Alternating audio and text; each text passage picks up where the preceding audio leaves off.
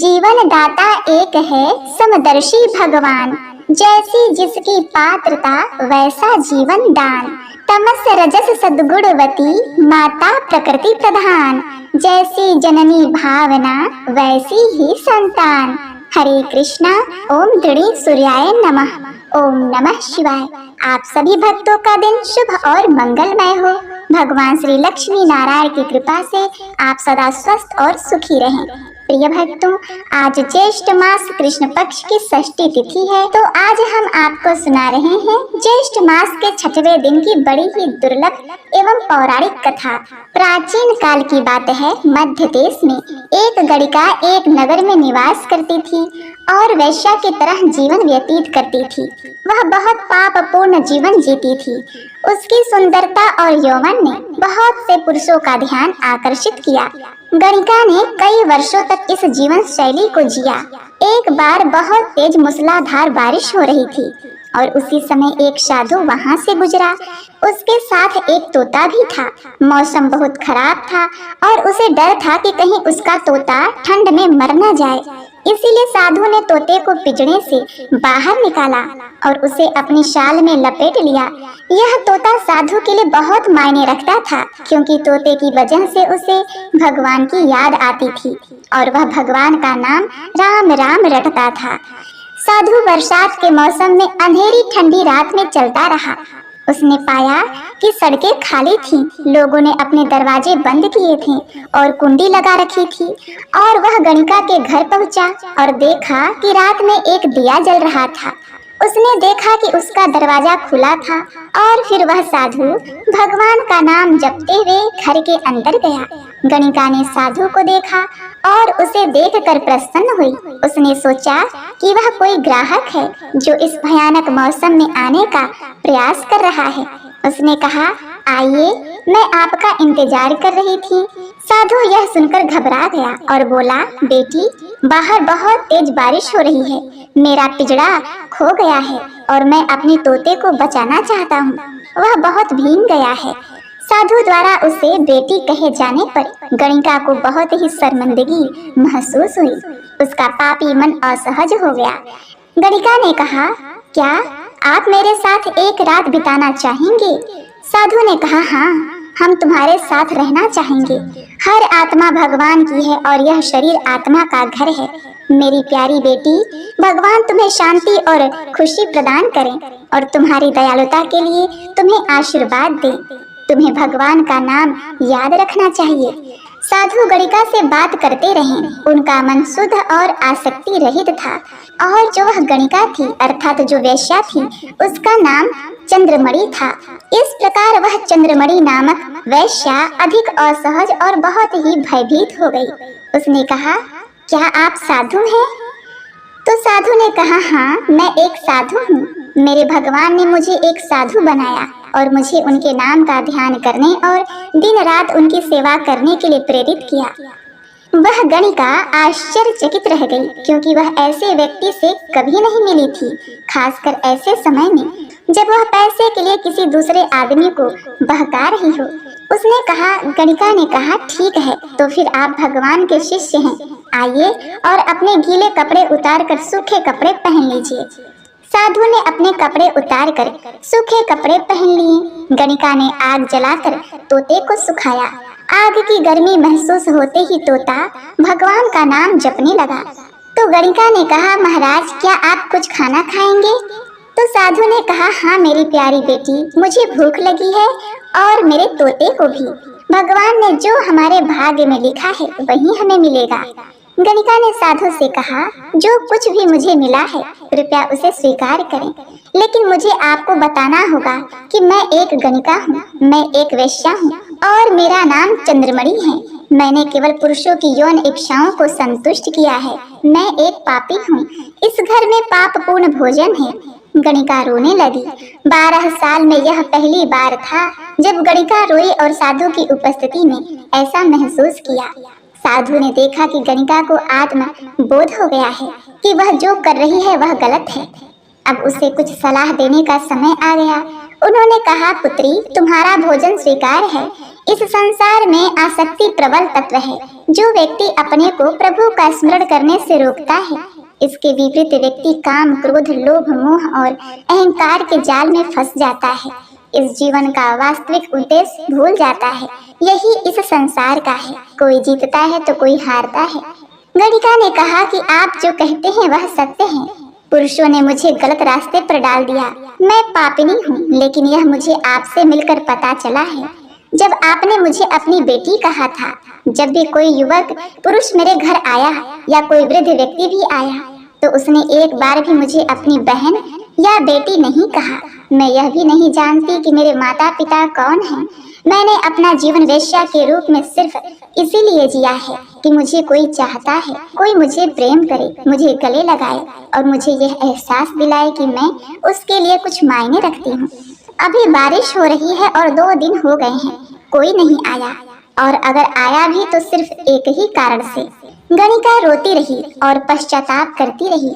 साधु को यह बात बहुत अच्छी लगी और उसने गणिका को पकड़ लिया। उसने समझाया, हे पुत्री, यह पूरा संसार ऐसे लोगों से भरा पड़ा है जो दूसरों का इस्तेमाल अपने मतलब के लिए करते हैं। मेरी तरफ देखो, मुझे और मेरे तोते को आश्रय की जरूरत थी, इसी कारण हम तुम्हारे पास आए हैं। 2 तरह के उद्देश्य होते हैं, एक सांसारिक आसक्ति के लिए और दूसरा भगवान के लिए। अगर तुम्हारे जीवन का उद्देश्य भगवान से मिलना है तो साधुओं से मिलो, उनकी संगति में रहो। वे तुम्हें भगवान का नाम जपने, धर्म और धार्मिकता का अभ्यास कराने के लिए प्रेरित करेंगे। देखो, हे मेरी प्यारी पुत्री, अगर तुम किसी से विवाह करोगी तो तुम उसकी सेवा करोगी, तुम उसकी इच्छाओं को पूर्ण करोगी, तुम्हारे बच्चे होंगे। अपने पति और बच्चों के साथ तुम सब मिलकर प्रार्थना कर सकती हो। हर कोई तुम्हें देवी कहेगा। इस जीवन का उद्देश्य व्यक्ति के कर्म से पहचाना जाता है, उसके शरीर की सुंदरता से नहीं। जो हो गया सो हो गया, भविष्य के बारे में सोचो। गणिका को संतोष हुआ और उसने साधु और तोते को खाना खिलाया। साधु गणिका के पास ही रहा और वह उसके सामने भगवान का नाम जपती रही। अगले दिन बारिश बंद हो गई। जब साधु जाने लगा तो गणिका ने उसे रोका और कहा, हे महाराज, मुझ पर दया करो और अपना तोता मेरे पास रख दो। मैं तोते से भगवान का नाम जपते हुए सुनूंगी और मैं भी भगवान का नाम जपूंगी और ध्यान करूंगी। साधु ने सहमति जताते हुए तोते को गणिका के पास छोड़ दिया और उन्होंने गणिका से यह भी कहा कि लोग उन दोनों के बारे में गपशप करेंगे, लेकिन इसे हृदय पर नहीं लेना चाहिए। इसे ऐसे देखना चाहिए कि लोग उसके पापों को धो रहे हैं। अब साधु के जाने के बाद गणिका भगवान के नाम में पूरी तरह डूबी रही और भगवान का नाम हरे कृष्ण हरे राम राम राम हरे हरे जपते हुए देखकर भगवान को दया आ गई। भगवान ने गणिका की आस्था की परीक्षा लेने का फैसला किया और वे सांप का रूप धारण करके नीचे उतरे। सांप पिंजरे के अंदर गया और तोते को डस लिया। गणिका जाग गई और उसने तोते को बोला, गंगा राम राम कहकर पुकारो, लेकिन कोई प्रतिक्रिया नहीं हुई। वह पिंजरे के पास गई और तोते को हिलाया, लेकिन उसने देखा कि तोता सांप के काटने से मर चुका था। उस समय गणिका भी भगवान का नाम जपते हुए मर गई। भगवान का ध्यान करने से गणिका वेश्या का उद्धार हो गया। भगवान की स्तुति को अपने हृदय में उसने स्थापित किया। इस संसार को छोड़कर स्वर्ग में प्रवेश करते समय शंख बजाए गए, घंटियां बजाई गई, नगाड़े बजाए गए तथा गणिका पर पुष्प वर्षा की गई। तो इस प्रकार से भगवान की महिमा का गान करने से एक वैश्या को भी स्वर्गलोक की प्राप्ति हुई और उसे भगवान के चरणों में स्थान मिला। तो भला हमें क्यों नहीं? तो हमें भी भगवान के नाम का स्मरण करना चाहिए। किसी भी प्राणी को कोई दुख न पहुँचे, ऐसा हमें प्रयास करना चाहिए और हमेशा धर्म पर अडिग रहना चाहिए। अब सुनते हैं भगवान की परम प्रिय यह दुर्लभ कथा, निश्चल अनाथ राम भक्त की कथा। एक गरीब बालक था जो कि अनाथ था।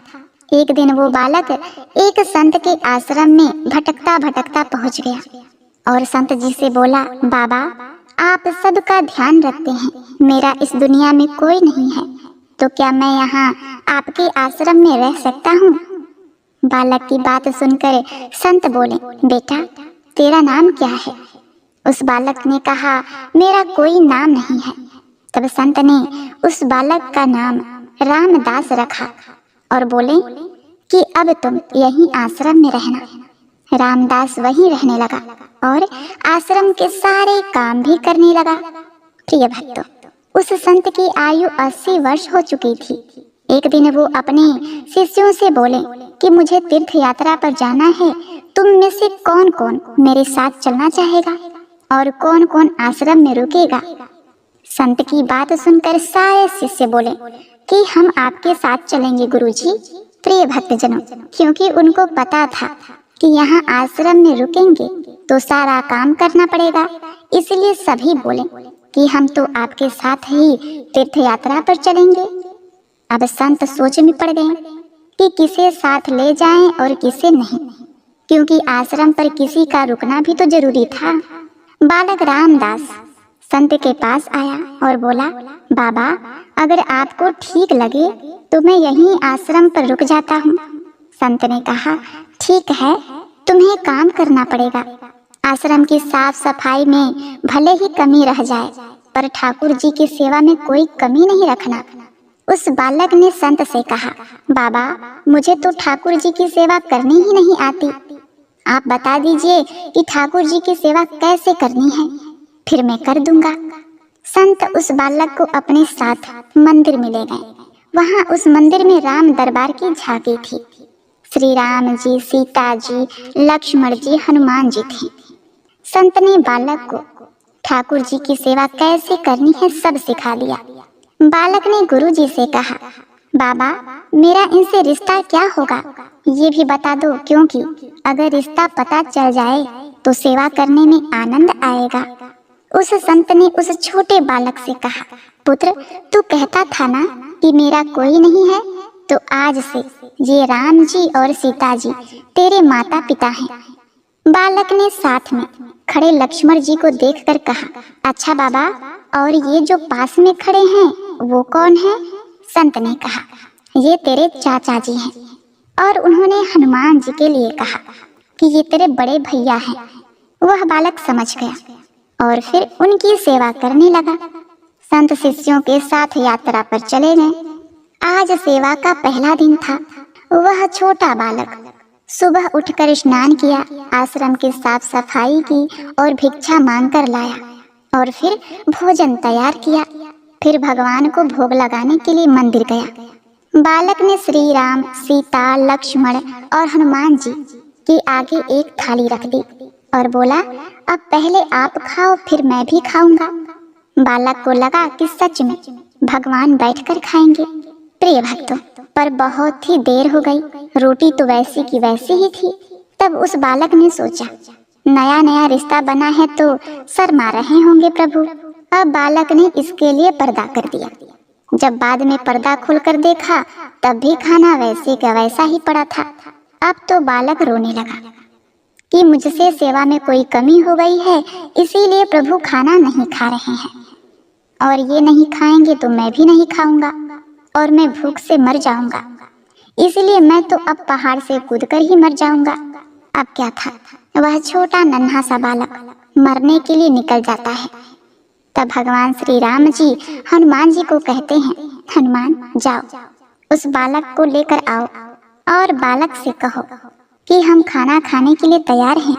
प्रिय भक्तों, हनुमान जी जाते हैं और वह बालक कूदने ही वाला होता है कि हनुमान जी पीछे से पकड़ लेते हैं और बोलते हैं, क्या कर रहे हो पुत्र? बालक कहता है, आप कौन हो? हनुमान जी कहते हैं, मैं तेरा भैया हूँ। इतनी जल्दी भूल गए?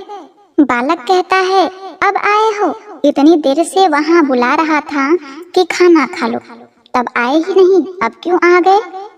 तब हनुमान जी बोले कि पिताश्री का आदेश है, अब हम सब साथ बैठकर खाना खाएंगे। फिर राम जी, सीता जी, लक्ष्मण जी, हनुमान जी साक्षात बैठकर भोजन करते हैं। इसी तरह वह बालक रोज उनकी सेवा करता और भोजन कराता। सेवा करते करते 15 दिन हो गए। एक दिन बालक ने सोचा, घर में 5 लोग हैं, सारा काम मैं ही अकेले करता हूँ, इतना बड़ा आश्रम है, सबको झाड़ना पोछना, आश्रम में साफ सफाई करना, पानी भरना, गायों को चारा खिलाना, मुर्गियों को दाना डालना और भगवान के लिए भोजन बनाना, उन्हें भोजन परोसना, बहुत सा काम है। सारा काम मैं अकेले ही करता हूँ। बाकी लोग तो दिन भर घर में आराम करते हैं। मेरे माँ बाप, चाचा भाई तो कोई काम करते ही नहीं है, सारे दिन खाते रहते हैं। मैं ऐसा नहीं चलने दूंगा। अब वह बालक मंदिर जाता है और कहता है, पिताजी कुछ बात करनी है आपसे। भगवान श्री राम प्रकट हो जाते हैं। श्री राम जी कहते हैं, बोल बेटा, क्या बात है। बालक कहता है कि घर में मैं सबसे छोटा हूँ और मैं ही सब काम करता हूँ। अब से मैं अकेले काम नहीं करूँगा, आप सबको भी काम करना पड़ेगा। आप तो बस सारा दिन खाते ही रहते हैं और मैं काम करता रहता हूँ। अब से ऐसा नहीं होगा। श्री रामचंद्र जी कहते हैं, तो फिर बताओ पुत्र, हमें क्या करना चाहिए। बालक ने कहा, माता जी जो कि सीता माँ हैं, अब से रसोई आपके हवाले। चाचा जी, लक्ष्मण जी, आप घर की साफ सफाई करेंगे। भैया जी, हनुमान जी शरीर से मजबूत हैं, आप जाकर जंगल से लकड़ियां लाएंगे। पिताजी जो कि आप श्री रामचंद्र जी, आप बाजार से राशन लाइए और घर पर बैठकर पत्तल बनाइए। सबने कहा, ठीक है पुत्र। बालक ने कहा, मैंने बहुत दिन अकेले सब काम किया, अब मैं आराम करूंगा। अब सभी साथ मिलकर काम करते हुए एक परिवार की तरह साथ साथ रहने लगे। एक दिन वो संत तीर्थ यात्रा से लौटे तो देखा आश्रम तो शीशे जैसा चमक रहा है। वो बहुत प्रसन्न हुए। मंदिर में गए तो देखा कि मंदिर में से प्रतिमाएं गायब हैं। संत ने सोचा, कहीं उस बालक ने प्रतिमा बेच तो नहीं दी। संत ने बालक को बुलाया और पूछा, पुत्र भगवान कहाँ गए। बालक भी अकड़कर बोला कि मुझे क्या पता, हनुमान भैया जंगल से लकड़ी लाने गए होंगे, लखन चाचा झाड़ू पोछा कर रहे होंगे, पिताजी राम पत्तल बना रहे होंगे, माता सीता रसोई में काम कर रही होंगी। संत बोले, क्या बोल रहा है तू पुत्र। बालक ने कहा, बाबा मैं सच बोल रहा हूँ, जब से आप गए हैं ये चारों काम में लगे हुए हैं। प्रिय भक्तों, अब देखिए, वो संत भागकर रसोई में गए और सिर्फ एक झलक देखी कि सीता जी भोजन बना रही हैं, राम जी पत्तल बना रहे हैं और फिर वो गायब हो गए और मंदिर में विराजमान हो गए। संत बालक के पास गए और बोले, आज तुमने मुझे मेरे ठाकुर जी का दर्शन करवाया, तू धन्य है पुत्र। और संत ने रो रो कर बालक के पैर पकड़ लिए। प्रिय भक्तगणों, उस छोटे नन्हे मुन्ने भोले निश्चल भक्तों की भक्ति से विवश होकर भगवान को भी साधारण मनुष्य की तरह जीवन व्यतीत करना पड़ा। इसीलिए तो कहते हैं, भगत के बस में है भगवान। जो भी भक्त भगवान की भक्ति करता है, भगवान उसके बस में हो जाते हैं। भगवान अपने आप को भी उसे सौंप देते हैं। तो प्रिय भक्तगणों, कभी भी किसी व्यक्ति को भक्ति करने से पीछे नहीं हटना चाहिए। अपने हृदय में अपने प्रभु का स्थान सदैव बनाए रखिए और उनका गुणगान भजन कीर्तन करते रहिए। तो एक बार प्रेम से बोलिए, जय श्री हरि। प्रिय भक्तों, आज रविवार का दिन है, तो अब आप श्रवण करेंगे रविवार व्रत कथा। क्योंकि रविवार को सूर्य देव की कथा सुनने से महापुण्य फल की प्राप्ति होती है और रोग जैसे विकार नष्ट होते हैं, तो इसे आप पूरा सुने। हरे कृष्णा, ओम नमः शिवाय। बोलिए सूर्य नारायण भगवान की जय। प्रिय भक्तगणों, रविवार सूर्य देवता की पूजा का दिन होता है। जीवन में सुख समृद्धि धन संपत्ति और शत्रुओं से सुरक्षा के लिए रविवार का व्रत सर्वश्रेष्ठ होता है। देवी भागवत पुराण के अनुसार भगवान विष्णु की आंखों से उत्पन्न होने के कारण ही सूर्यदेव उनके ही नाम नारायण से जाने जाते हैं। इसलिए उन्हें संसार में सूर्य नारायण के नाम से जाना जाता है। और सूर्य देव को नमस्कार करना, पूजा करना, असल में भगवान विष्णु की ही पूजा उपासना होती है। जैसे आकाश से गिरा हुआ जल जिस तरह सागर में मिल जाता है, वैसे ही सभी देवताओं को किया गया नमस्कार केशव यानी नारायण को ही पहुँचता है। यदि जो भी व्यक्ति रविवार के दिन सूर्य नमस्कार करके रविवार व्रत कथा को सुनता है, तो उसके सभी पापों का नाश होता है। प्राचीन काल में एक बुढ़िया माई थी। वह नियमित रूप से रविवार का व्रत करती थी। रविवार के दिन सूर्योदय से पूर्व उठकर बुढ़िया माई स्नान आदि से निवृत्त होकर आंगन को गोबर से लीप कर स्वच्छ करती और सूर्य भगवान की पूजा करती तथा कथा सुनकर सूर्य भगवान को भोग लगाकर दिन में एक समय भोजन करती। इसी तरह रविवार का व्रत करती थी। सूर्य भगवान की कृपा से बुढ़िया माई को किसी प्रकार की कोई चिंता, कोई कष्ट नहीं था। उनका घर धन धान से भरा हुआ था। उस बुढ़िया माई को सुखी देखकर उसकी पड़ोसन उससे बहुत जलती थी। बुढ़िया माई रोजाना पड़ोसन के आंगन में बधी गाय का गोबर लाती और अपना घर लीपती। एक दिन की बात है, शनिवार के दिन रात को पड़ोसन ने अपनी गाय को घर के भीतर बांध दिया ताकि बुढ़िया माई अपना घर न लिप सके। रविवार को गोबर न मिलने से बुढ़िया माई अपना आंगन नहीं लिप सके। आंगन न लिप पाने के कारण उस बुढ़िया माई ने सूर्य भगवान को भोग भी नहीं लगाया और उस दिन स्वयं भी भोजन नहीं किया। सूर्यास्त होने पर बुढ़िया माई भूखी प्यासी सो गई। रात्रि में सूर्य भगवान ने उसे स्वप्न में दर्शन दी और व्रत न करने तथा उन्हें भोग न लगाने का कारण पूछा। बुढ़िया माई ने बहुत ही करुण स्वर में पड़ोसन के द्वारा घर के अंदर गाय बांधने और गोबर न मिलने वाली बात बता दी। सूर्य भगवान ने अपनी अनन्य भक्त बुढ़िया माई की परेशानी का कारण जानकर उनके सब दुख दूर करते हुए कहा, हे माता, तुम प्रत्येक रविवार को मेरी पूजा और व्रत करती हो। मैं तुमसे अति ही प्रसन्न हूँ और तुम्हें ऐसी गाय प्रदान करता हूँ जो तुम्हारे घर आंगन को धन धान से भर देगी। तुम्हारी सभी मनोकामनाएं पूरी होगी।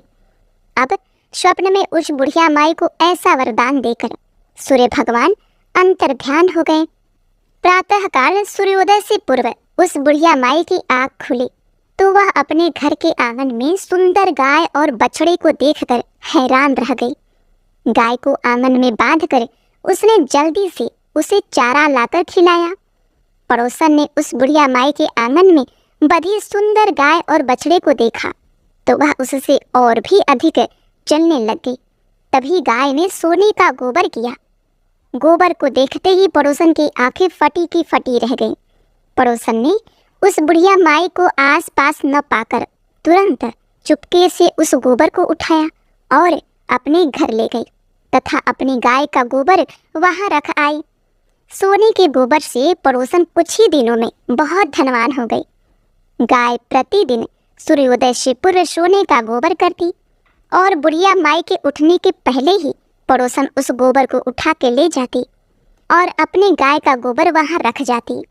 बहुत दिनों तक बुढ़िया माई को सोने के गोबर के बारे में कुछ पता नहीं चला।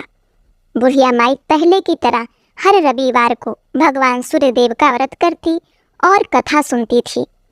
अब सूर्य भगवान को जब पड़ोसन की चालाकी का पता चला तो उन्होंने एक दिन तेज आंधी चलाई। आंधी का प्रकोप देखकर बुढ़िया माई ने अपनी गाय को घर के भीतर बांध दिया।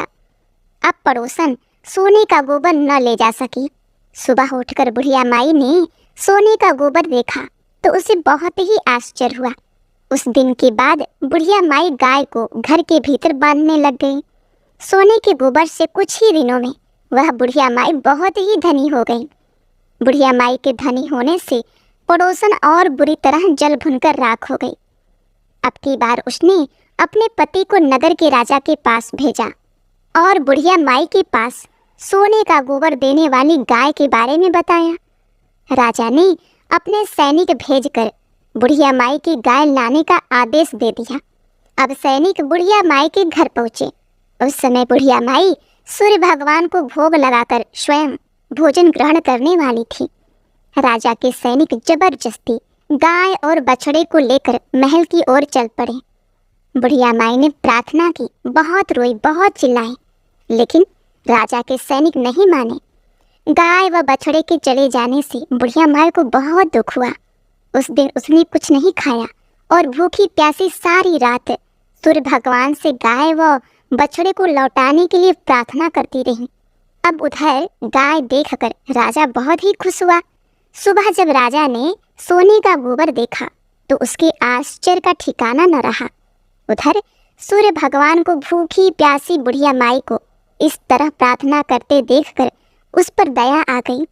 उसी रात सूर्य भगवान ने राजा को स्वप्न में कहा, हे राजन, उस बुढ़िया की गाय व बछड़ा तुरंत लौटा दो, नहीं तो तुम पर विपत्तियों का पहाड़ टूट पड़ेगा। तुम्हारे राज्य में भूकंप आएगा, तुम्हारा महल नष्ट हो जाएगा, तुम्हारी संतानें मृत्यु के गाल में समा जाएंगी। प्रिय भक्तों, सूर्य भगवान के स्वप्न से बुरी तरह भयभीत होकर राजा ने प्रातः उठते ही गाय और बछड़ा बुढ़िया माई को लौटा दिया।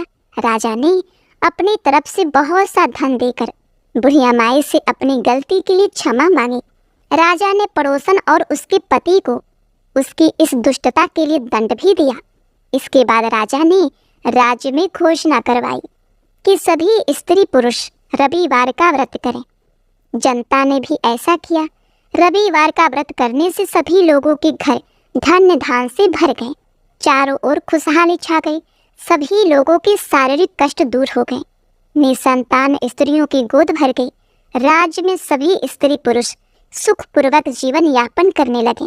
तो बोलिए सूर्य नारायण भगवान की जय।